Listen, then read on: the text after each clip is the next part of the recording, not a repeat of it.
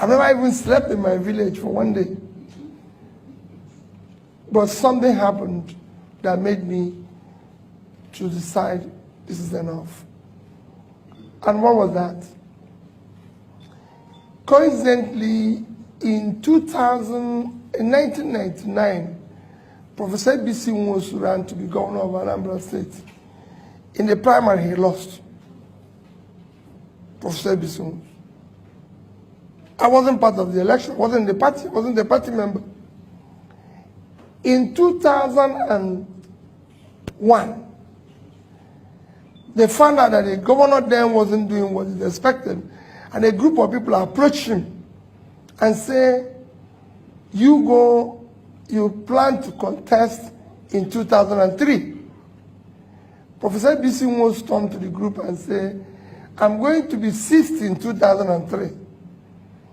Nobody, no 60-year-old can govern Anambra State.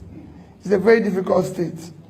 You need a young man between 40 and 45 who is successful on his own, who can be able to battle all the problems.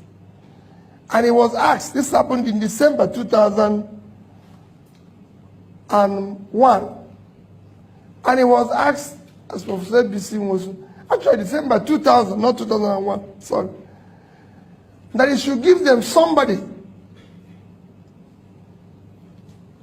Eventually, they ended up 3 names that they can approach to do the job.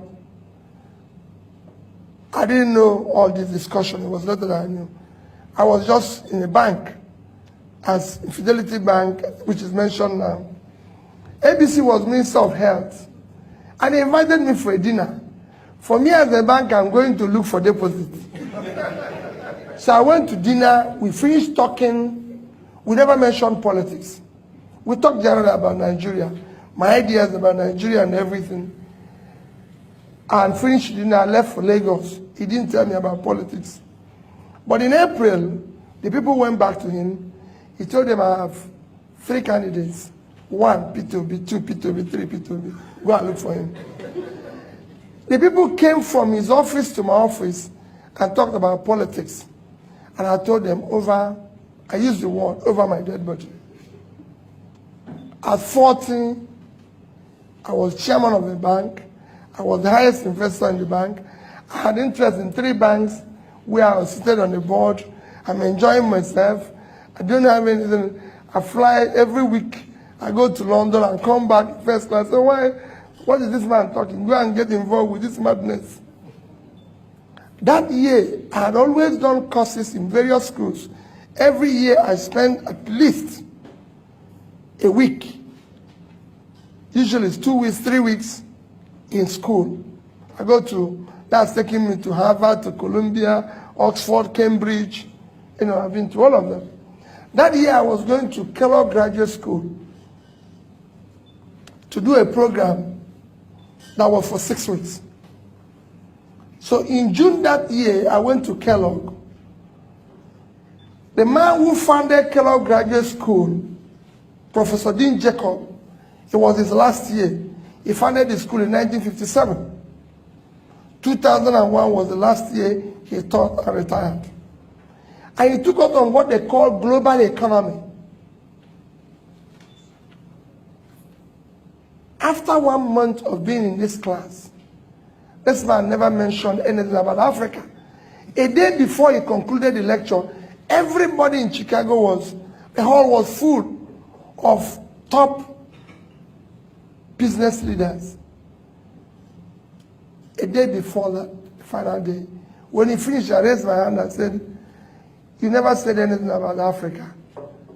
He said, you want to know about Africa? I said, yes. I paid $40,000 for this course.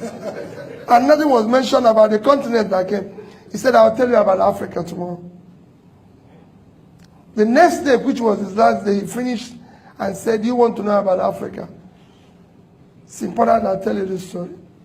I said, yes. He said, there's nothing called African economy. He said, nobody plans with Africa. I was so, you can imagine how I feel. He turned to me and said, Peter, can you give me 10, 20-year plan of your country. You know, the hall was full. I was courageous enough. I said, yes. Even when I know there was not even tomorrow. Next one for 1 month. I said, yes. He said that you can only do that when you have countries. If you have America, they have 10-year plan, 20-year plan, 30-year plan. You don't see it in African countries. I said it's in my country. When I know it wasn't there. Because see, have I ever seen any car manufacturer talking about African specification? So they have European specification, Gulf specification, Asian specification, American specification. You know why? Nobody plans with Africa. Say, join me for lunch. So I joined him for lunch. After lunch, he said, let's take a walk by Lake Michigan. You know, if you know Kellogg Graduate School, it's on banks of Lake Michigan.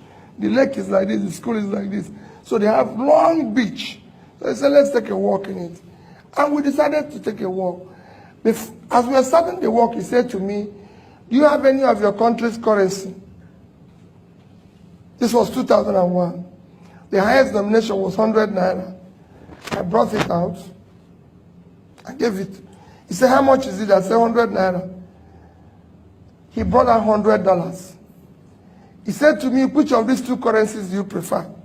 I told him dollar. He said, why? I told him that it's 100 naira to $1. So his own is 10,000 naira. My own is 100 naira. So he said I should keep his dollar and take my naira. Took my naira.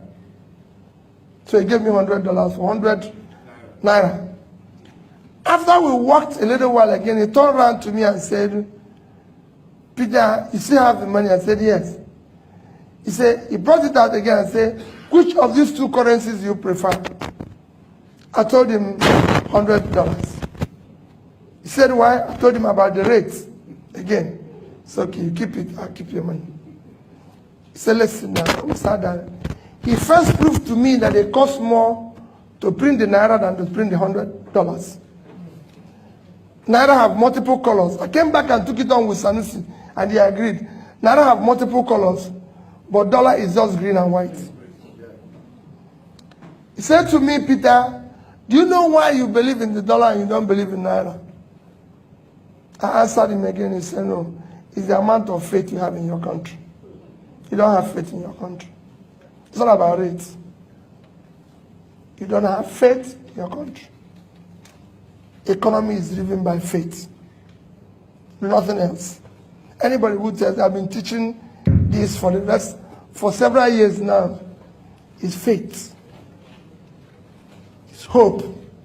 That is what those plans I'm talking to is all about. 10 years, 20 years. It's hope. Nobody's sure what is going to happen in 10 years. But countries do give their people hope. But there's a sense of hopelessness in your place. That's why you prefer this currency.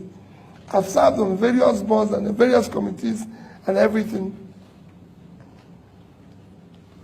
And he went on and on to tell me about his life.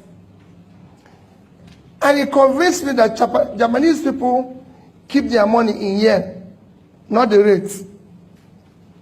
Chinese in Chinese yuan. Malaysians in Malaysian ringgit. Singapore in Singaporean dollars. He went on, then there was no euro. He told me Italians, which their rate was worse, keep it Italian rela. Germans in marks, everybody needs. But the Africans don't keep it because they don't have faith in their continent. So they give it to the dollar and make the dollar stronger. Because they prefer to put their money here. And during America. Now he is the lecturer. He drives S-Class. The wife is the lecturer, he drives the Lexus. The daughter is the lecturer, drives the Lexus. The lecturers in your place don't drive such cars, don't live such life.